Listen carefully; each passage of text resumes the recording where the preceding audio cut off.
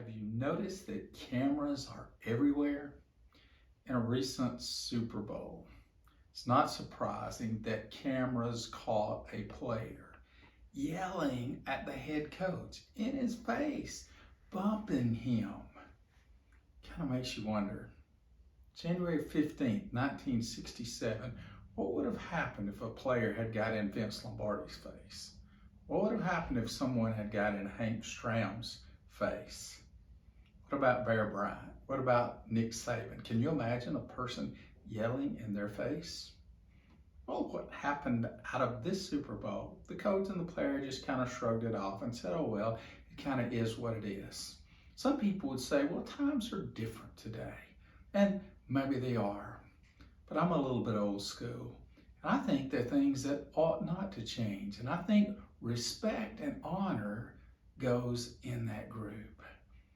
We've not, it doesn't seem, increased in our respect and honor for people and things that ought to be respected and ought to be honored. You think about respect and honor for God. What direction is that going? What about authority? Where's that going? What about parents? Children, obey your parents in the Lord, for this is right. Honor your father and mother. And you see children, young children, adult children yelling at their parents. What about government? The Bible teaches us that we're to pray for those that are leaders and that we're to be subject to them as long as it doesn't disagree with the laws of God. You don't have to agree with what they're doing, but you think about respect. What about respect for life?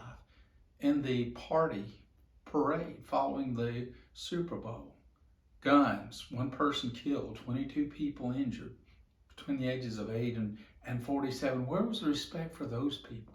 What about self-respect? How many people have little or no self-respect?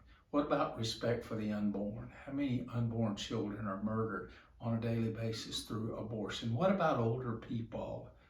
You see, Aretha Franklin came out with a song a lot of years ago, R-E-S-P-C-T, respect.